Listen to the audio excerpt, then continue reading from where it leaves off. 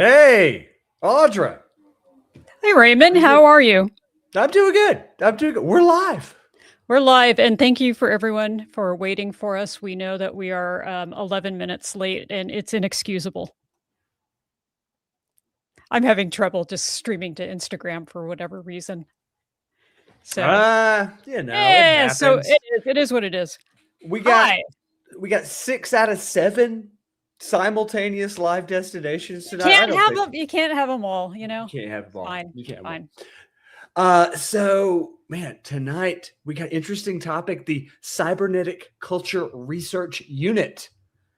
That's right. In and of itself. So it's sort of a weird college organization that birthed many a modern philosopher for good or for ill. And we're going to talk about some of these folks tonight. For good and for ill in this particular case. Yes, definitely I'm feeling the ill coming on in a lot of cases tonight. For ill and yeah. That's right. So it's got me thinking though. It's got me thinking as we've researched this sprawling topic and all of this over the past few weeks. It's got me thinking about my college days. And okay. I know me and you had kind of talked about that recently. So I'm just flashing back to the experience of like you start off at like a community college. And you're just sort of like commuting to the parking lot and you're getting your credit hours, whatever. And then for me, about halfway through that experience, I got to go to the larger university. I got to transfer. And it was like a life-changing experience for me going from the 10,000 kids at a community college to 30,000 kids in my case, it was at University of Georgia. And I was looking last week, number 8 party school in the nation, I'm proud to say. So, wow. Did it feel like you could have been 7 if you tried harder? I think in some of those years we got further up the charts for that on the party scale. But I'll say this about it, like for a lot of people, like college was tough for me. And but that transition to the new environment, to the bigger school, and to finding some of those other intellectual folks that were out there in your area, that was big for me. Did you have a similar experience? So I went for undergrad to Fresno State, and that was fine. But I really just wanted to go to a big university. And I didn't really get that experience until I went to grad school. I went to grad school at Mills, and it's a beautiful campus. Mills College is in Oakland, and John Cage taught there. It's known for its sort of like experimental music department. Its writing department was very good at the time, which is why I went. So I guess my takeaway to connect it to this show is that I did read a lot of critical theory and some philosophy, and enjoyed it, but it was nothing like what we're about to talk about today. Oh my God, we really went down a rabbit hole. I thought, oh, this will be a good topic. We have, 3. I got enough people for each one of them to talk about a different philosopher, and we'll talk about this group. And oh my God, all of us are like kicking ourselves going into this because it's been just like you said, we've just thrown ourselves in the deep end of critical theory. Like I don't know if I anyway. And it's beyond philosophy. It's beyond critical theory. They're intentionally being difficult and opaque. They do not want to be understood. Kind of reminds me of my college experience now that you mention it. So I tell you, part of that experience of going up to the larger university for me was that I had access to student organizations. And I don't know that I would have finished my degree program without that. And I just had some really key experiences. We talked a week or two ago when we were doing the occultism stuff with Ken about the pagan student group. And I was also involved in the student radio station. And there was just this kind of magic that would be in the air when you're together in this place. Everyone's away from home. Everyone's growing up, discovering their own identities, discovering their own ideas. Now, that's an experience a lot of people have. Now, imagine the group of crazy college kids that you're in produces 3 significant philosophers in a 5-year period that people are still reading and talking about. Yeah. And that's how you end up on a podcast, I guess. Well, suppose those 3 individuals were also doing a lot of meth. Oh, we'll get there. Yeah. We will get there for sure. That is an important part of the story, I think. I feel like that's a without further ado kind of statement there, Audra. So let's just jump on into this thing. The group we're talking about was called the Cybernetic Culture Research Unit. Or CCRU. Yeah. That's right. Yeah. Yeah. And founded in Warwick University in the mid-1990s, went from the mid-90s to the early aughts, and was a sort of student organization for grad students, faculty, and local weirdos who were into, I don't know, cyberpunk, early internet theory, and modern philosophy, postmodernism, these things like that. And but they just took it to this whole other level.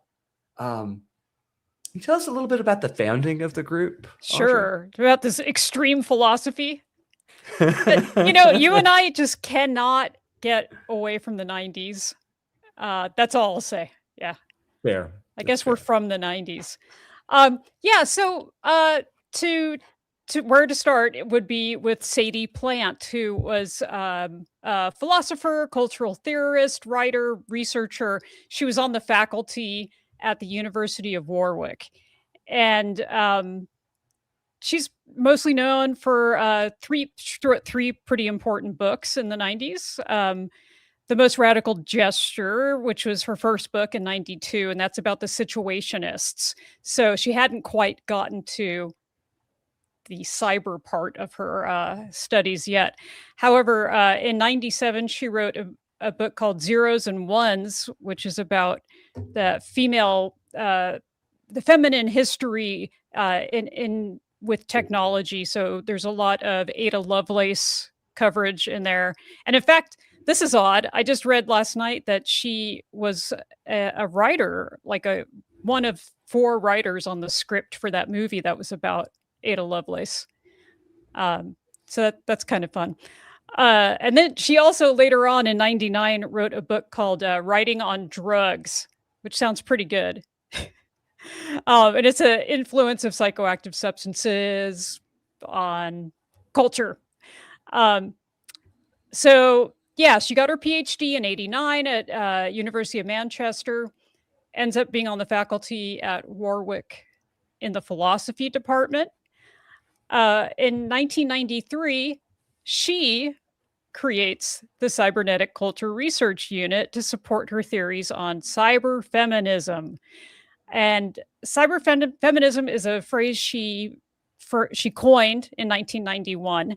And it seems to be one of these like spontaneous invention kind of things, because also in 1991, that phrase appears from an Australian collective called the VNS Matrix. And they were a different group of, crazy intellectuals that were writing on the other side of the world. And they used that word in an essay called Cyber-Feminist Manifesto for the 21st Century.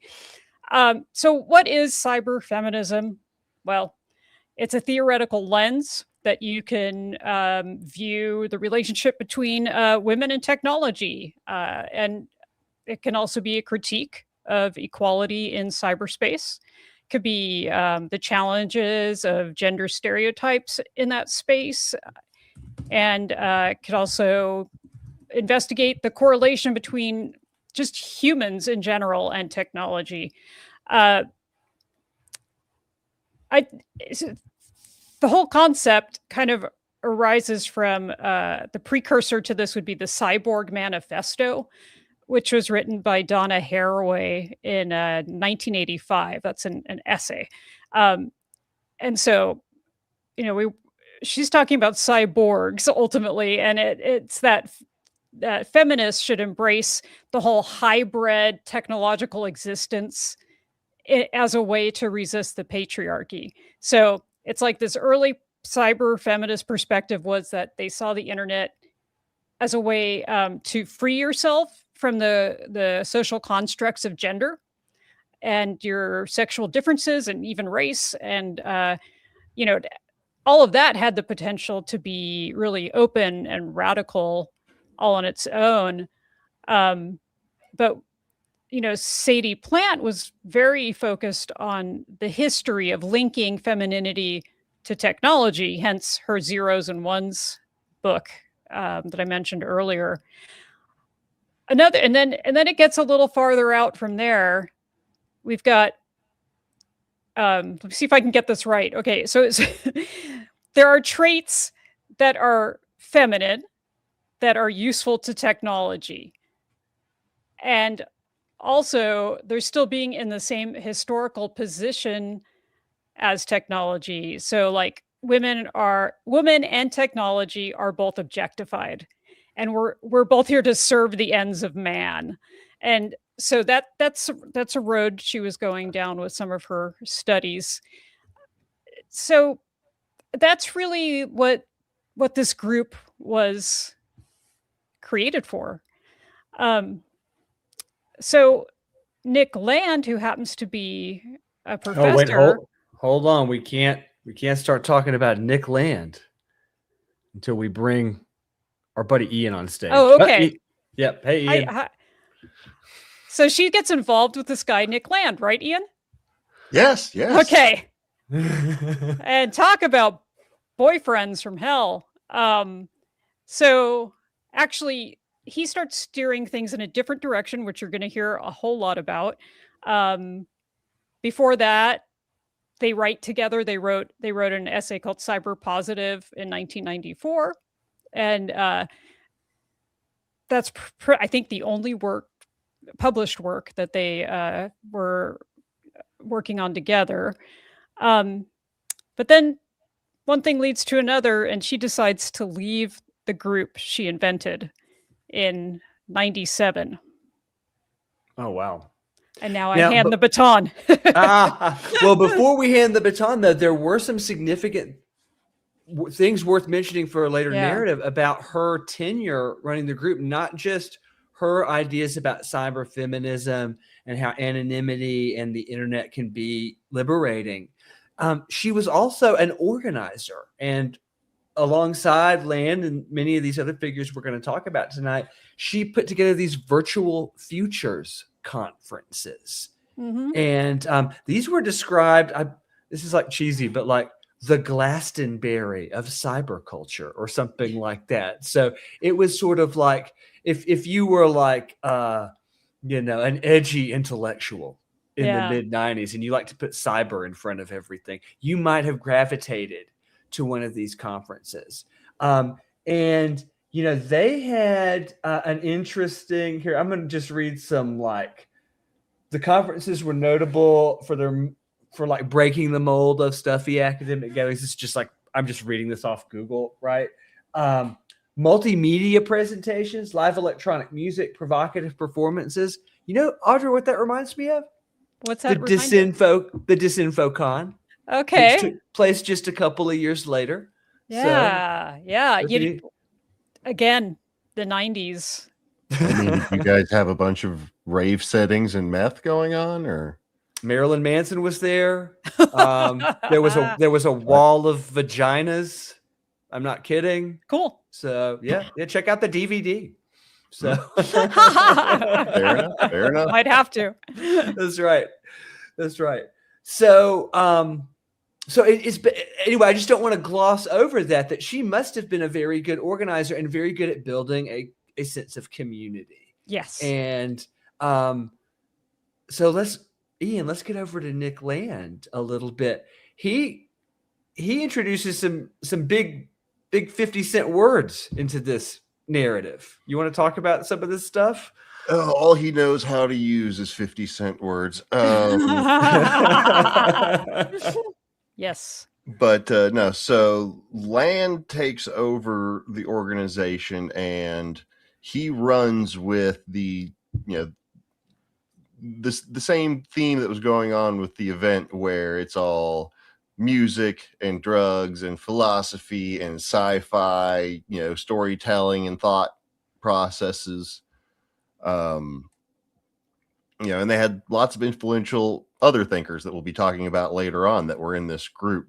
But with Land, he takes it into almost a more contrarian space than even the other accelerationists would have it. And I want to put it forward as a disclaimer, because obviously it was impossible to sort through all of his material, and he is, as Audra pointed out, purposefully opaque with the way he writes, and even the way he publishes information. It's sometimes hard to tell what's supposed to be a short story embedded with philosophy and what's supposed to be just, you know, oh, here's some thought salad for you to pontificate over.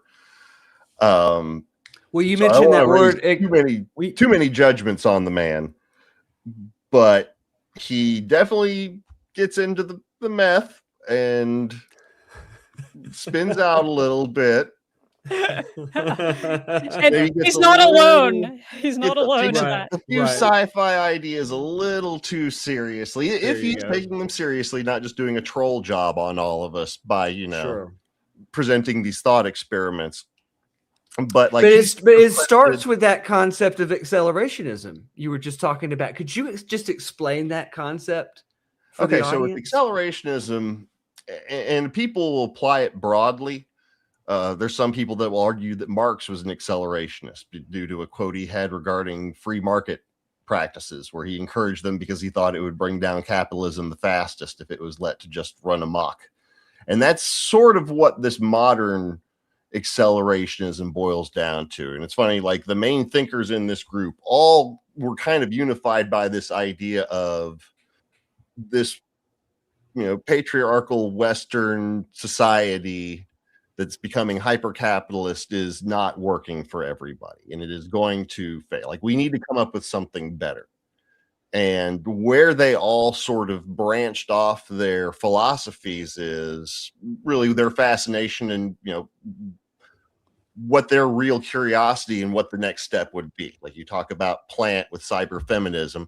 That seems like a perfectly reasonable thing for a woman to figure out as the largely oppressed group throughout history of, well, if I'm already having a bad time because of my gender now, or a worse time because of it, and we're racing towards this next step, well, what is my position in this next step going to look like? One of the other members of the group, Kadwu Ashun, is a African Brit who he basically did the same thing, except for with Afrofuturism and concepts of like, well, what will African culture, like if we can shake off this Western hyper-capitalism, what would that look like moving forward?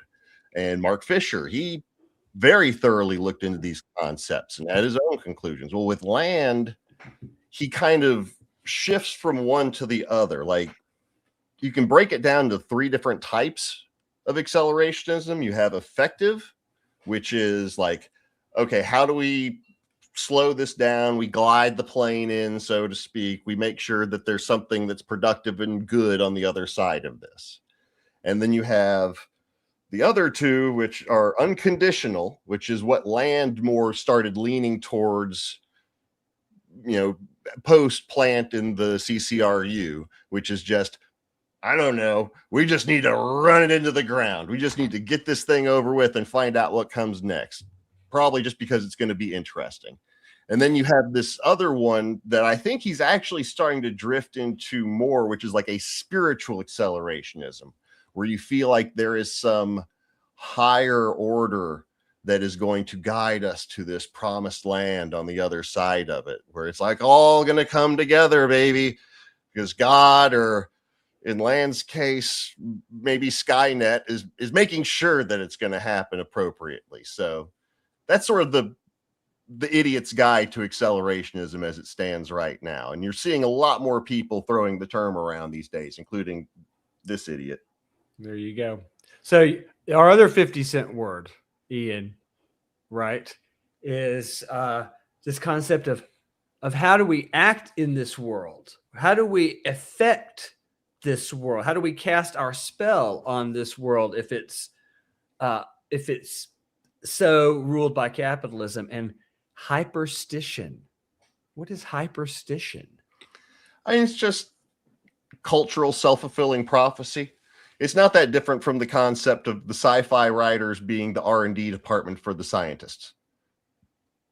You know, if you get enough people talking about an idea, considering an idea, it's going to start to bubble to fruition. Where Land applies it the most, if not in writing, I'm in the way he speaks and in his head, I think to artificial intelligence and the singularity. It's like the fact that this idea and this concept has been roiling forward for the last 20 years, and we're now starting to see people taking it maybe too seriously. Is sort of an evidence of an example of his form of hyperstition, when this medic knowledge coalesces into reality. It's like, you know, The Secret for fucking for evil people. It's the like necromancy version of The Secret. Yeah, basically. Basically. Is hyperstition. There's a lot of overlap in that Venn diagram. Some examples I've heard of are people think that the price of Bitcoin as a hyperstition, or Ian, this is one you taught me about early on, which was the way all of the red pill guys like pump the GameStop stock price. That's kind of like a hyperstition, right? Yeah. Or Szechuan sauce from McDonald's. You guys familiar with the Szechuan sauce? Okay, this was like on a Rick and Morty episode or something. Oh yeah. And it wasn't a real thing, but like people talked about it so much that McDonald's decided to do Szechuan sauce. Isn't it funny how Go ahead. Oh, I was just going to say, where does I guess it's the same thing. So the corporation is like, oh, the people, they want this, I'm going to do it. I mean, in a way, it's like you don't need a fancy word for that. It's just like market research, right? Right. But no. It's right. magic. Well, it's wondered. I think they wondered, like, are there other ways that we can use this? But almost every example I'm hearing has to do with like which makes sense in this conversation, has to do with like the way you interact with your corporate overlords, basically. Well, it's because they're and you can argue for reasons, but they're the gatekeepers on most of these sorts of things now. It used to be that maybe, okay, enough people have talked about this thing and somebody's just going to do it because it's cool. You know, I think a lot of early NASA was like that, minus, you know, the beat the Reds, you know, government help. But when everything is capitalized, which is kind of where we've gotten at, and I think that's sort of the, you know, this hyper acceleration on the end of the accelerationism, is that we have put a dollar value on literally everything. Like there are mechanisms within finance to where everything can be monetized. And once that's true, like for a certain brand of personality, they can take advantage of that, and, you know, they can run the game until it's impossible for us to flip the monopoly table over. Right. Well, I think we've sort of, as concisely as we can with this topic area, I think we've gotten ourselves up to kind of where the CCRU was as the 90s ended, or as the 90s were coming to a close, before things, as you had mentioned earlier, got all methy and crazy. And before we get to that punchline of the story, Ian, I do want to talk a little bit about another figure, another philosopher that was a member of this group. His name was Mark Fisher. And Mark's niche in all of this is like, he's really explaining why you want to accelerate, why or what are we reacting to? What is it about the world that we live in that we're reacting to? And in the years after the CCRU disbanded in the early aughts, he published two seminal works of modern philosophy. One called Capitalist Realism, Is There No Alternative? And the other one is called Ghosts of My Life, Writings on Depression, Hauntology, and Lost Futures. And I'm just going to kind of quickly give you a little synopsis on these texts, because I think it kind of puts you in the milieu of like why people start thinking about drastic measures and drastic change in this concept. So the work he's most known for, Capitalist Realism, Is There No Alternative?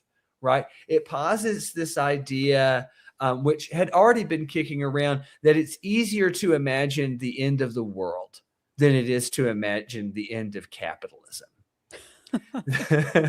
That Yes. something like that our world, the world we live in day to day, especially in the West, especially as Americans, or in his case as a British person, so locked into the day-to-day grind that the work cycle and capitalism and all that has put into our lives, that we've gotten to the point where it's like we have Stockholm syndrome or something. Like we can't even imagine like what it might be to move beyond that.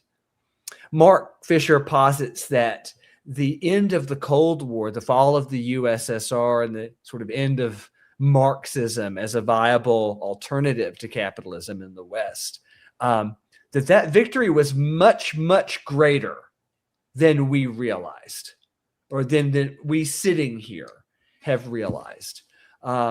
The idea being that it is without that alternative, without there even being the boogeyman alternative, that we end up in this world, like I said, of Stockholm syndrome. He calls it business ontology, right? Oh, there's a 50-cent word for you. Ontology is the study of being, existence, and reality, right? So your ontology is, how do you relate to what is real? How do you relate to existence and reality, right? And he posits that we all now have a business ontology, that we are like, our language, our lives are so wrapped up in the capitalist rat wheel, as it were, that like we end up just shilling for it, for lack of a better term, just by everything we do and say, and the choices that we make, and how we want to fulfill ourselves. And let me give you an example of that business ontology that everybody's talked about before.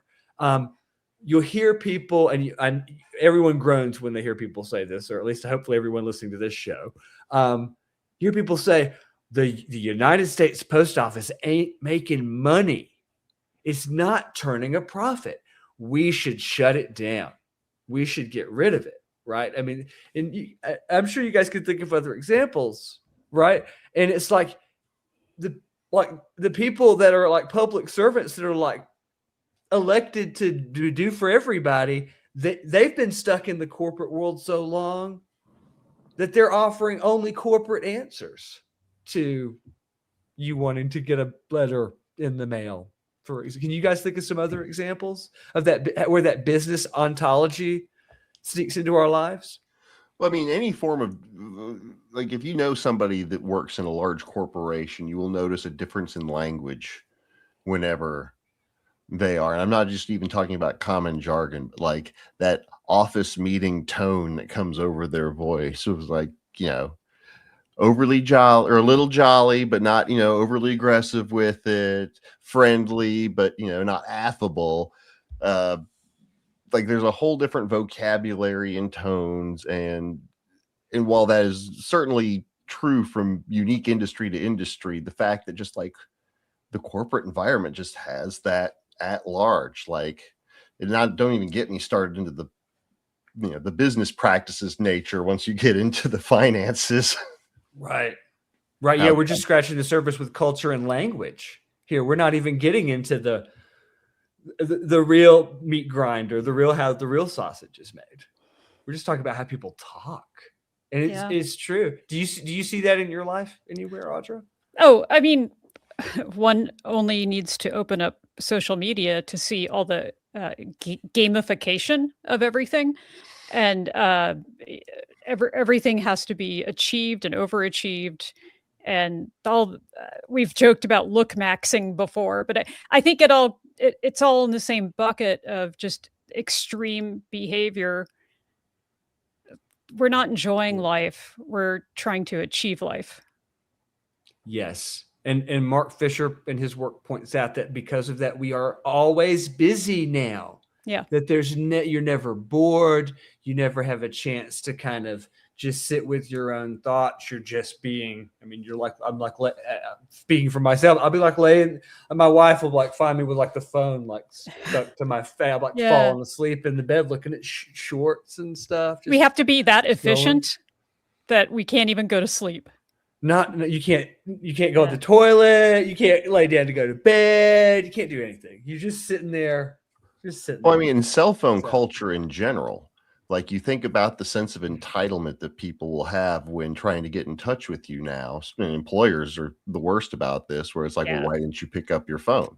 I know you have a phone. You can hear I was trying to get in touch with you. Like, why weren't you picking it up? Like, I remember in all of our childhoods when you had the one phone on the kitchen wall, right? And if you weren't within earshot of that phone, it was perfectly socially acceptable for you to not have picked up the phone. Everyone just understood, oh, they have a life and are doing something different than standing directly within earshot of their kitchen phone. Right. And if mom or dad's boss calls the landline on the weekend, somebody's died at the factory or something. Like something, it's like, yeah, it's broken down the walls between the office and the home in a way that I think is wholly unhealthy. Yeah. And I think some of this too is like we have, and Fisher talks about this in capitalist realism, like we have, because of the effects of this, we have this innate desire to get to what he calls a public sphere, a place where we can all make a decision together that is the best for all of us, where we can have some kind of public intercourse, some kind of public discussion. And he says that like we're looking for that. And what happens is it will get like co-opted by the people with that business ontology, that business language, over and over and over and over again. And they, in fact, to the point where it attacks the collective, it attacks the public space, just like the politician who says we need to shut down the flippin' post office because they didn't turn a profit. And it's just the same thing over and over again. And it's like it's going to attack anything that people gravitate to. It's going to attack anything that's pure. It's going to get in there. We talked about this, Audrey, back in Retrophilia when we did that Merchants of Cool episode. Mm-hmm. And we talked about some of Douglas Rushkoff's ideas. It was exactly this, where like the machine finds what early adopter kids thinks are cool, feeds it back to the world, and it suddenly becomes uncool. That's that business ontology. Yeah. That's exactly what it is. So now this depression, I mean, he literally calls it a depression. He thinks that a lot of our mental health effects in modern times are based on this system and not just on individual causes. And he says this pervasive depression, it has these sort of two ways of dealing with it. The system has two ways of dealing with you. It can come at you with the neoliberal, like, oh, there will be a better future for everyone. We will regulate businesses, and the effects of capitalism the bad effects will be lessened, and and then on the other side of that coin, you have, and this should sound very familiar to everyone right now, people that just straight up lie to you, right? Those aren't the neoliberals. These are the capitalist realists who have taken over from the neoliberals. Okay. And they just straight up lie to you. And then they go wink at the end. Now, I won't say their name, but who does that remind you of? So the system has no way of stopping itself or reining itself in. Its only response is that it's like going to just keep creating catastrophe and assuming that everything's going to be okay. And it's going to assume unlimited growth, unlimited resources. It doesn't even care if the Earth itself is destroyed in the future, like Elon Musk on Mars, billionaire in space, that new Cake song, you know? And it also doesn't care if not just the Earth is taken out of the picture, but if humans themselves are taken out of the picture. And Ian, you'll be speaking to this, I think, here in a few minutes.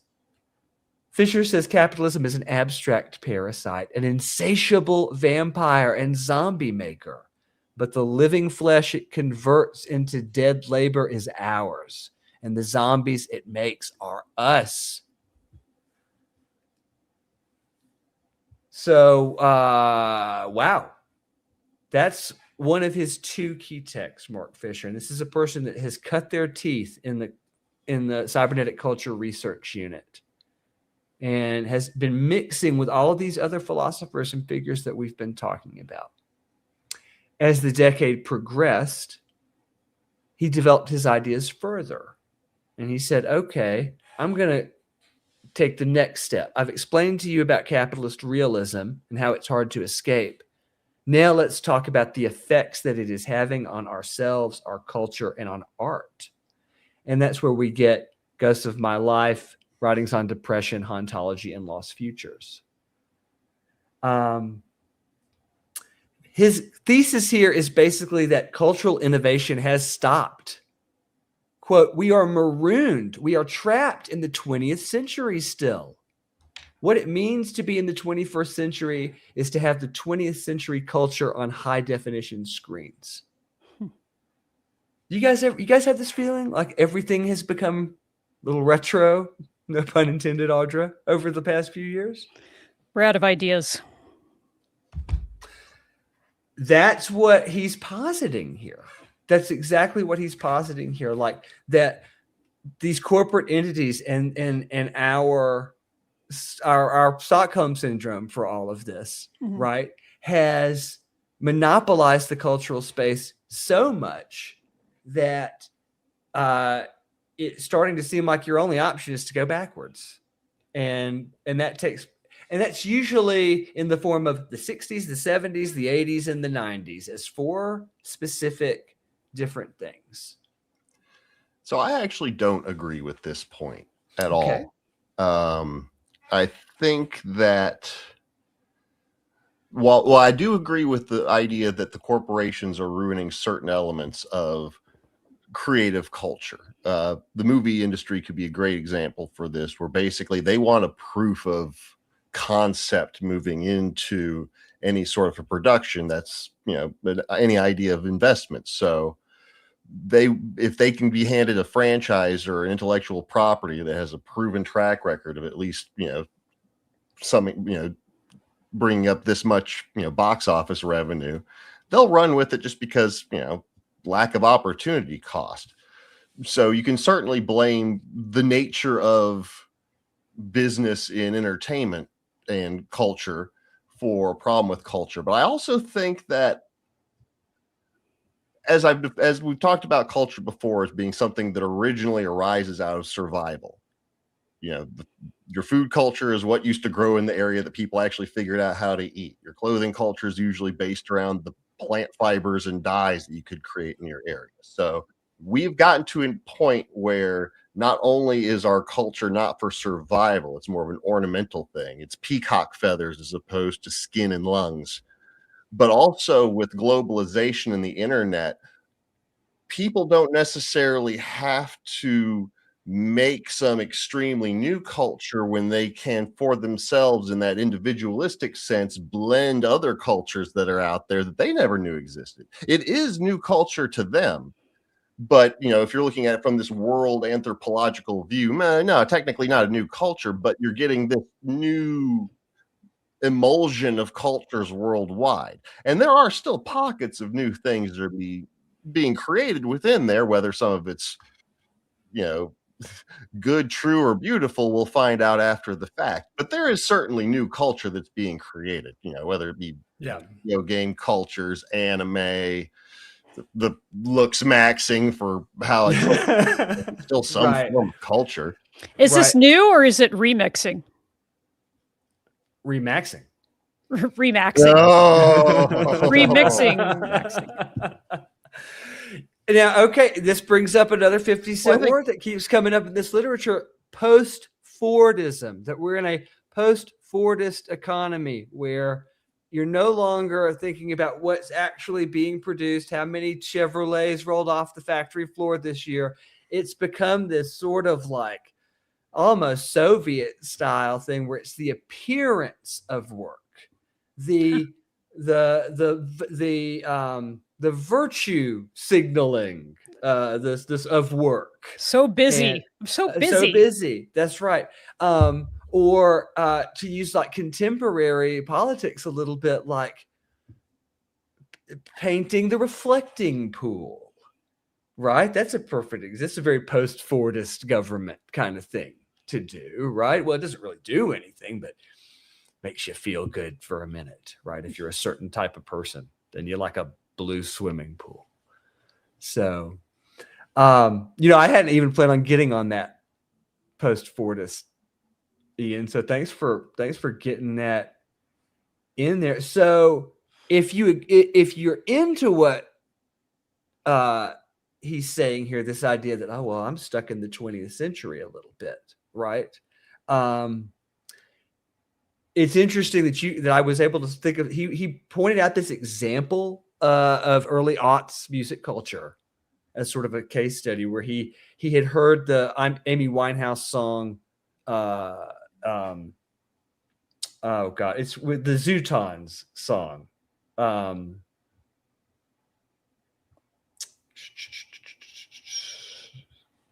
So sorry, y'all. I actually literally sing this. Boils down to that old man shaking fist at cloud theory. That's what I've been made since I got out of high school. Right. The alternative to this, right? Is like, is this just part of aging? Is this just a feeling you have as you get older? And like Mark Fisher was sort of like painting that at large on the world, or is there some kind of malaise where as time goes on, what he calls the slow cancellation of the future, and there's only so many slots on the charts and 10 of them are retro and 1 isn't, or 8 of them are retro and 2 aren't, and then 9 of them are retro and 1 isn't, and eventually you start to think that the only possibilities are looking back. He talked about the idea of like oversaturation of an age with history. He kind of pulled that from Nietzsche, like that we're so full of knowing all this information at once. Like he kind of blamed the internet for this, that we can't act. We have analysis paralysis, right? It's another Nietzsche concept. The last man, like the last man's just sitting there and he's got all the history to read and he's got all the things to see that have happened. So what's he going to do? But just sit there and witness. And I think that's kind of the vibe he thinks that we've fallen into, and that we're in this sort of cultural rut, and that we've got to kind of get out of it. The thing is like it was his colleagues, people like Bond villains like Nick Land, that were the ones suggesting solutions to some of these things. Fisher's philosophy never got as far as how do we get out of this malaise. I got to say too, guys, like I know I've gone on about this for a little while tonight, but like this person's ideas really affected me. Mm-hmm. And coming out of this past year, I've been reading some cyberpunk novels. I'm sure just like our CCRU grad students were back in the day. And I thought, had this feeling of like I'd sort of just living in a dystopian present and all of that stuff. And even though there weren't a lot of answers, his explanations for why you're feeling the way you are, they really struck a nerve with me. So thanks for entertaining me while I kind of went over some of these works. But I think it also sets up something good, Ian, for you to kind of get into the wilder era of the CCRU that came after. Now that we know what we're accelerating away from, how did they decide to to solve these problems.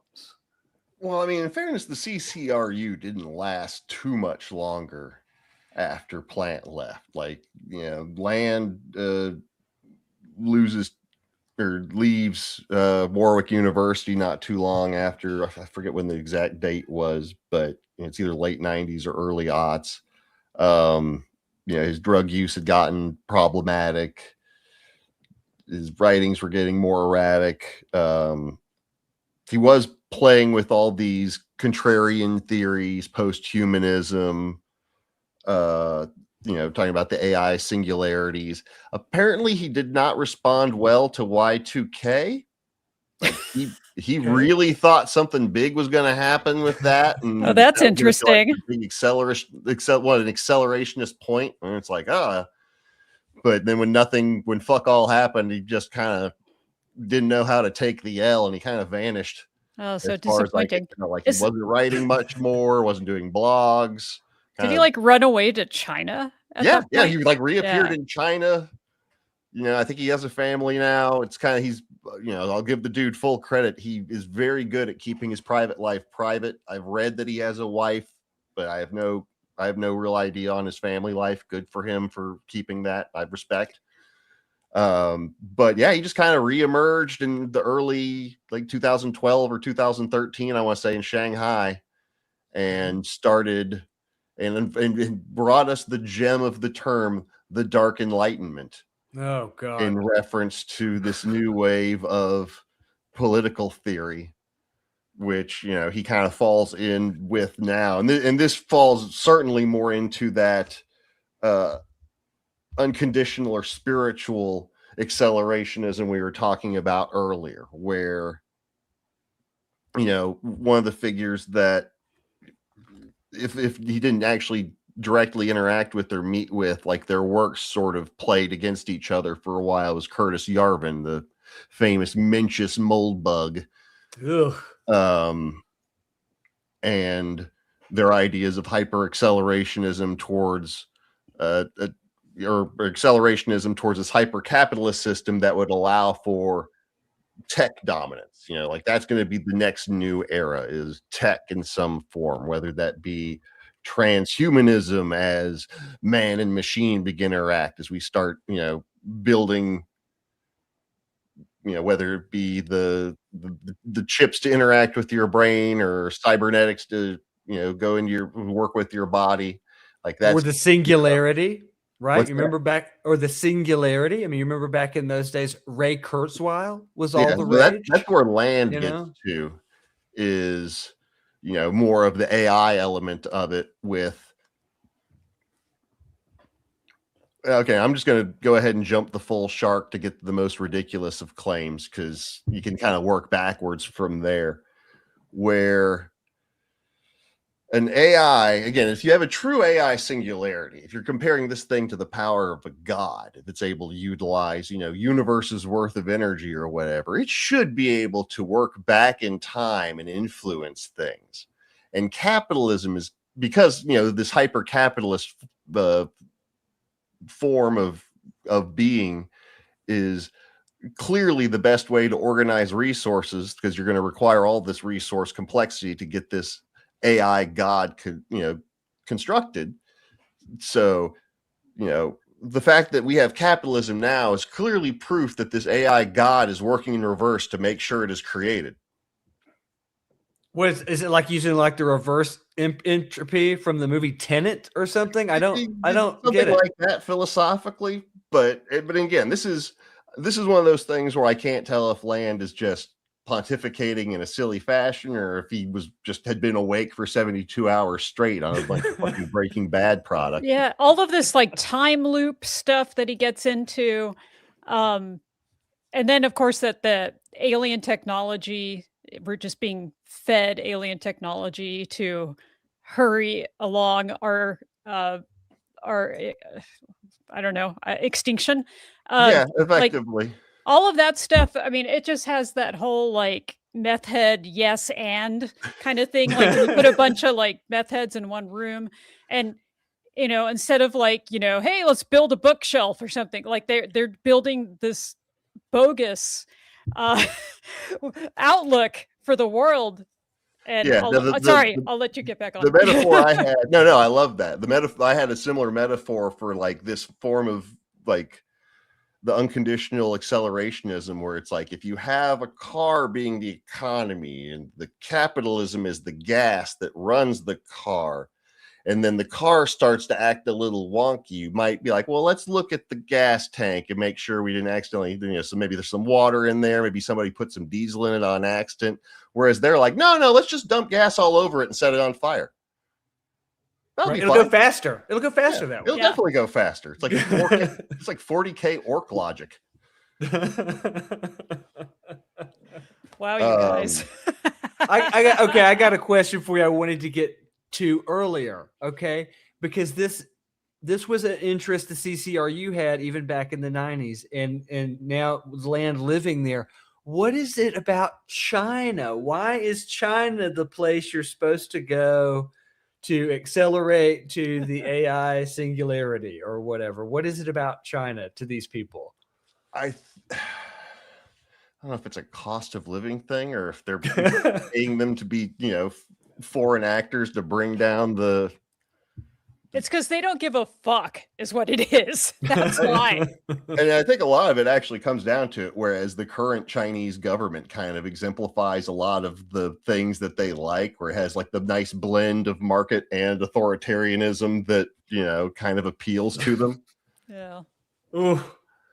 Oh, man. Sino-futurism? Do you want to talk about that? Yeah, that's what I'm talking about. Have at it. Let's get our Blade Runner on. No, we're not going near it. I'm not going anywhere near that. So to kind of wrap up this segment, Ian, what is it about land today? Now, what is it about the contemporary world and him that are just mixing so well these past couple of years? Well, honestly, I think it's mostly just the dark Enlightenment term. Like there were a lot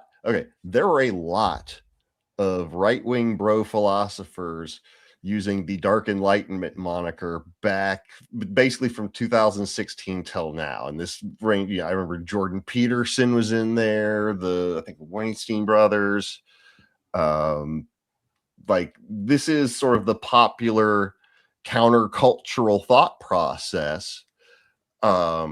Because it flies into the face of everything, of Western, liberal Western democracy. It is staunchly anti-democratic. That's one of the big founding ideas behind it, especially from Yarvin, is that democracy has failed or is in the process of failing. And is it the idea that it slows things down too much? Is that the idea, or? Well, yeah, to a degree, it slows things down. The other thing with this is, with the whole mentality, is it's highly elitist. It is, great man theory all the way. We can't be holding back these amazing thinkers. They're the ones that progress on, or, that get humanity further down the line. I think one of his points is that there has never been a true democracy in the first place. So if we look back to ancient Romans, everything was fixed, and how things are fixed now as well. So it's a placebo. There is no democracy. Oh, geez. That's a real easy way to demoralize everybody and to let yourself off the hook for having any responsibility. Well, duh. Yeah, that's what it is. It's it is the full, like, that brand of accelerationism is the philosophy of a spoiled, lazy child. Yes. It's like, I don't want to look at the problem like an adult and solve it like an adult. I'm just going to cry foul and wave my arms around and hope that somebody fixes it. And it reeks of privilege, right? Because only a bunch of like white guys with PhDs could sit around and have the time to do this. That's right. That's right. Now that business ontology has destroyed the public sphere and all funding for the arts from the state, the only people that get any time to think about anything are Bond villain philosophers. Yeah, apparently it's the ones. They're modern Carl Schmitz.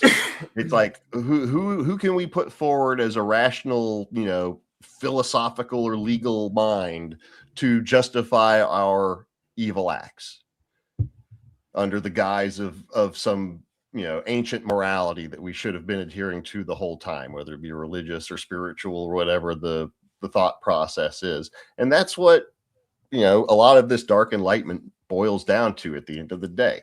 It's elitist. It's been co-opted by the elite to further this message along, and they're using it to, you know, kind of pick off small social groups one by one. And they started with the gym bros. You know what strikes me too is that all of this is cynical.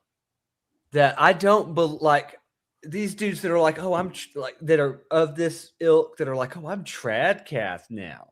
I love Jesus now. And I don't believe that they have any sincere religious belief. I don't believe that they have any sincere belief in anything but just their own power or their own concept of power, and that it's all just a cynical ploy to control us. And oh, didn't you know it's the opiate of the masses? Even the commies used to say that, dumbass, you know, whatever, you know, that's kind of that's the wink wink, right? That I was talking about earlier. It's the classic Voltaire arguing with the anti-Semite. You know, you can't, you know, nothing is in good faith.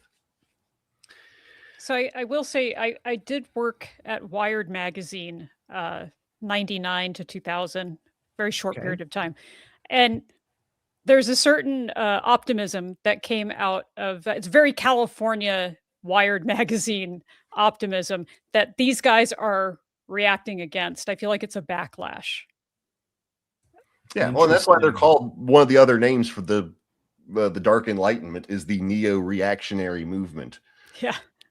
So yeah, it is very much that all that joy and glee of the early 90s and the post-Cold War that you guys talked about on Retrophilia really pisses them off. They just, the idea that the unwashed masses are out there having fun just really chuffs them for some reason. I can't quite understand why. Only they should get to go to Disney World. That's why it's $1 million a day now. Yeah, only they right. Go ahead. Yeah, they can't be the special boys if everybody else gets to do what they're doing, or worse yet, tell them they can't do what they're doing. There it is. There it is. Only AI gets to go to Disneyland. You know, do you guys remember Herbie Hancock's video for Rocket? Oh, God. It's all robots like dancing in a house and doing the laundry and vacuuming. It's just robots.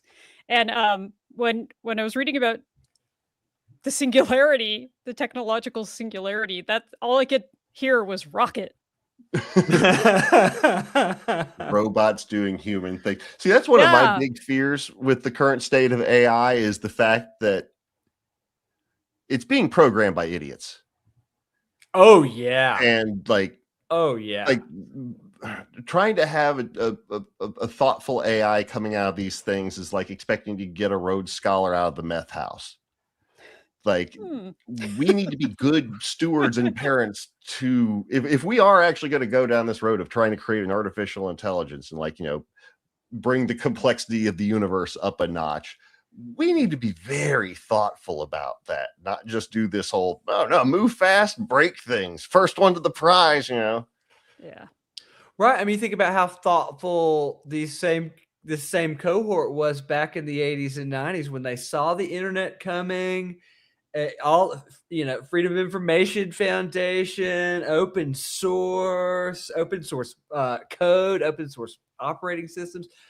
There's none of that early statement of principles here. It's all, you know what it reminds me of? It's like when you watch those competition chess matches and everyone makes their moves in like 2 seconds. Do. Tell me that doesn't feel like the world we live in today. You know? Yeah, everything's been so fine-tuned and specialized that there is no room for play or joy. That's right. Speaking of play, can we talk about Cthulhu for a second?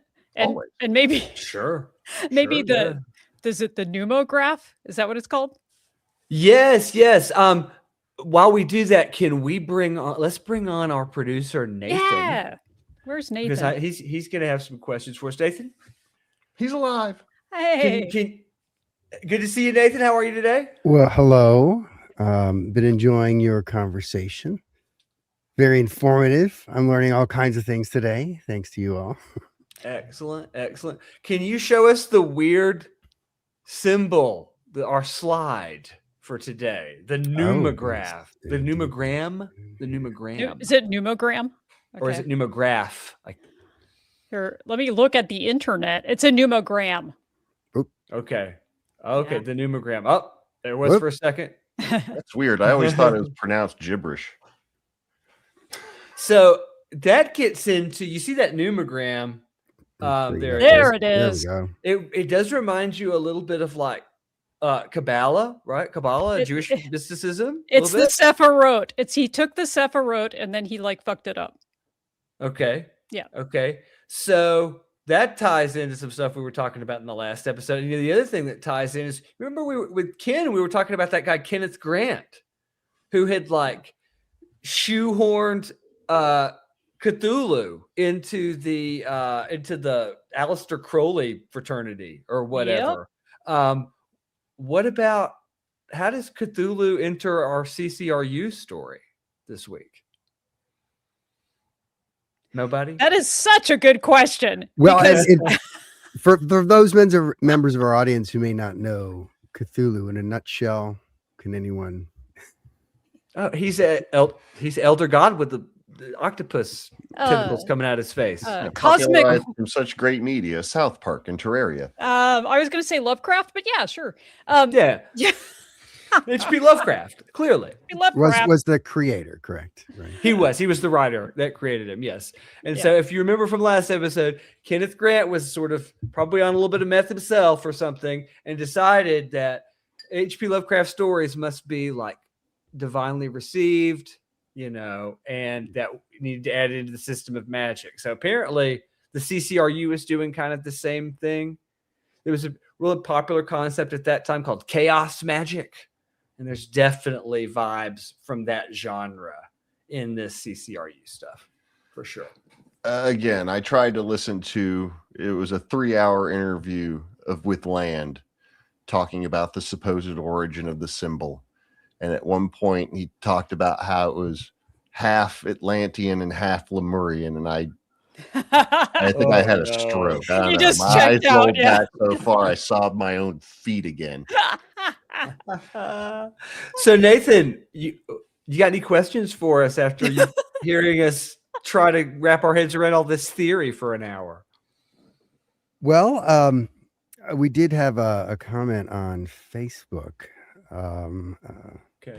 from Stephanie, who said, "Be careful with that stuff," which it sounds like it's maybe good.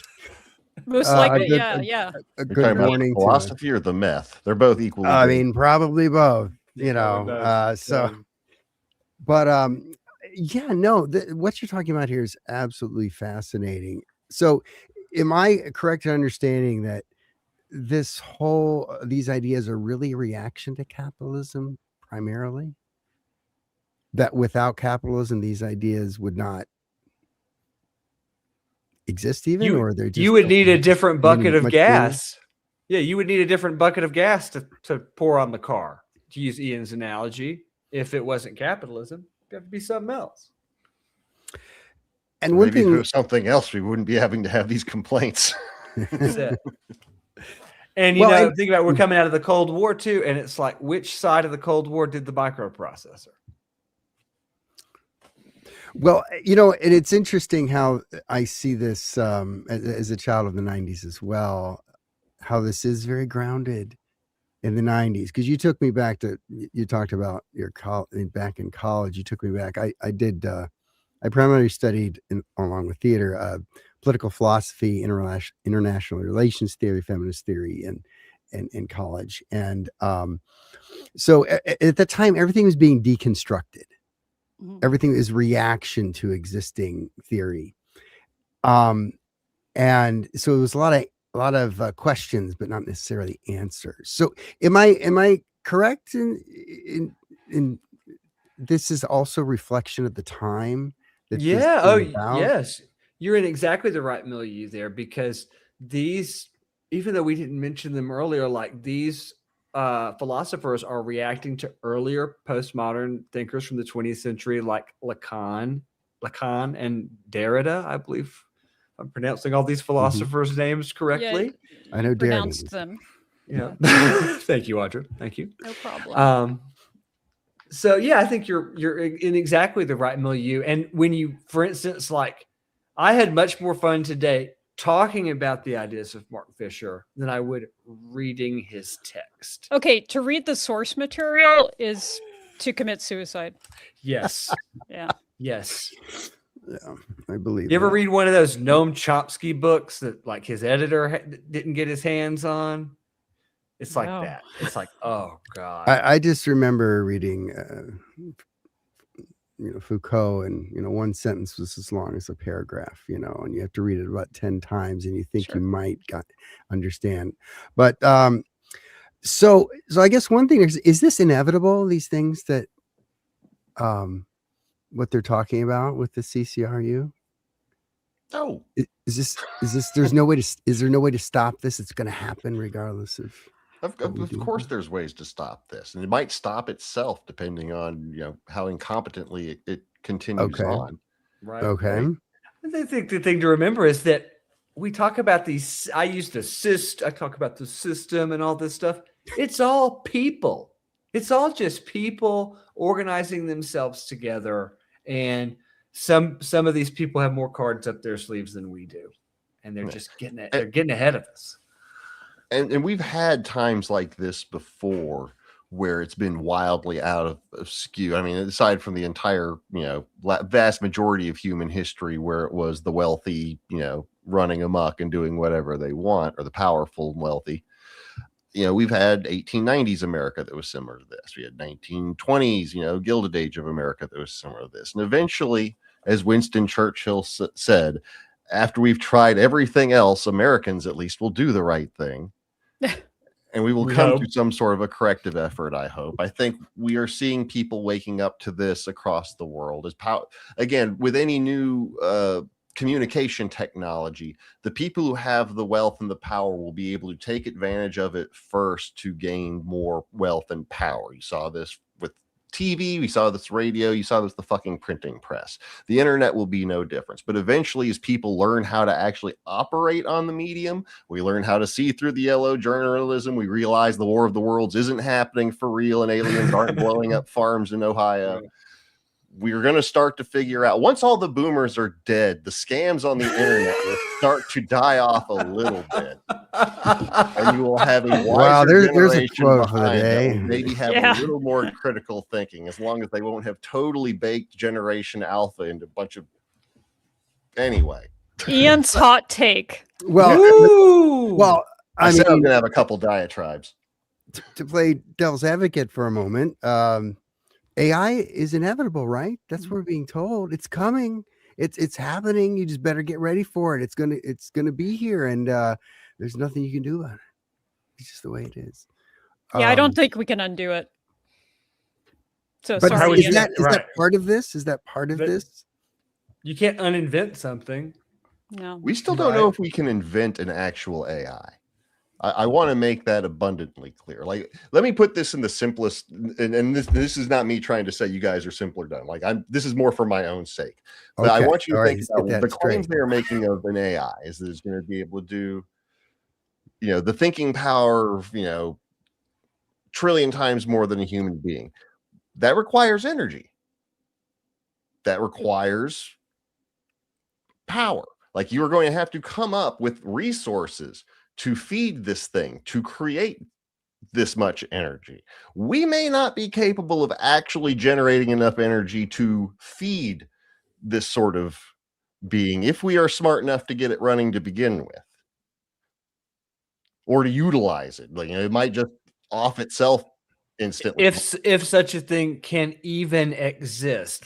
Right. I don't want to be too much. I mean, maybe I'm being a positivist by saying that, but like, I don't want to poo-poo the idea completely. But like, it back in the early aughts, when people would talk about Ray Kurzweil and maps and stuff like that, which we used to talk about out there a lot, it just all seemed a bit bit out there, a bit far-fetched, shall we say, to me. And but here's the thing: is Ian's right? Like he's not describing the future; he's describing the present, because currently we are feeding immense amounts of water and energy, electrical energy, into this concept, much in the same way we were feeding, I think it was like 1 or 2% of the US electrical grid into mining Ethereum coins about 2 or 3 years ago.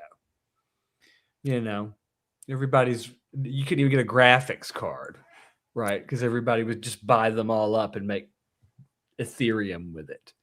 And that was like a 1% of our whole power grid running that, to do that for people. It was nuts. So if AI is like, you can't put the genie back into the bottle, right? Is this, again, what these philosophers are talking about is, you can't, we've not been able to put the, was this the first time it was used? You can't put the nuclear bomb right back into the bottle. Can we put capitalism back into the bottle? Along with AI, are these things just coming at us, or is it going to require an overwhelming sort of reaction and call for? So with capitalism, and again, maybe this goes back to Fisher's point earlier on of not being able to see beyond it, but like, it depends on where you draw the line between just capitalism and markets. I don't think you're ever going to get rid of markets. I think people are, and I don't think you would want to. Like, people are always going to want to be able to buy and trade and sell things. That's just, good dealings. The simplest barter is still a form of market capitalism to a certain degree. The idea of it being not regulated, or that, regulatory capture can be achieved by entities within capitalism to the point where they can run amok and rival nations in power, and in fact try to take over nations from within, now it appears, that I think has to be remedied. And again, maybe it can through legislation, or just like a collective realization of, oh wait, maybe it won't. Maybe again they have the inertia on their side, and they're going to be able to keep everybody staring at the shadows on the cave walls on Netflix, and just go about with their business until they achieve whatever the next state of being will be. I don't think we should give up on it. Obviously, like, again, I think there's lots of value to the market. I just think that it needs to have very low ceilings and very high floors.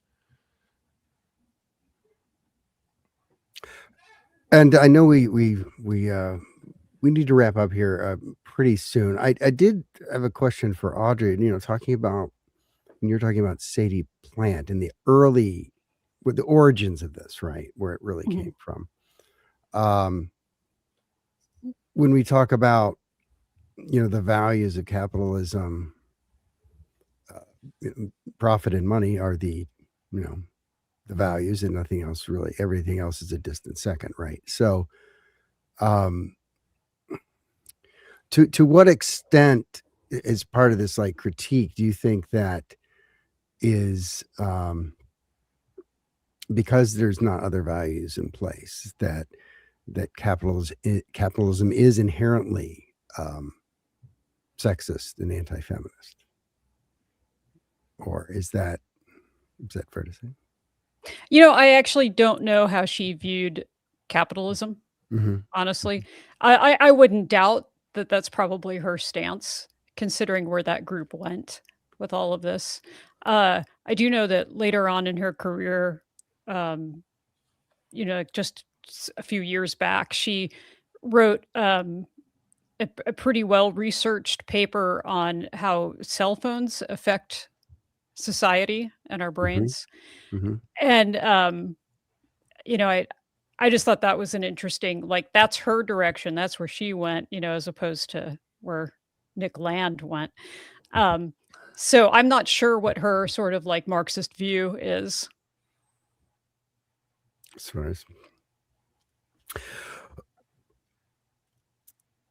And so there was anything else that So I know we talked about capitalism a bit here, but so where's all this going? What's the next stage for the theories developed by the CCRU?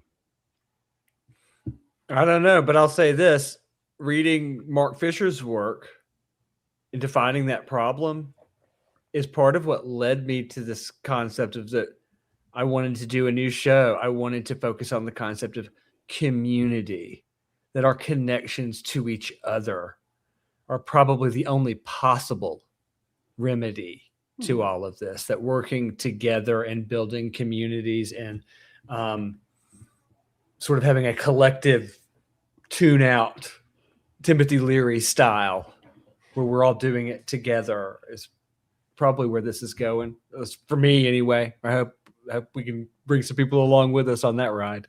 So that's a good segue into people watching. How can they get in touch with us?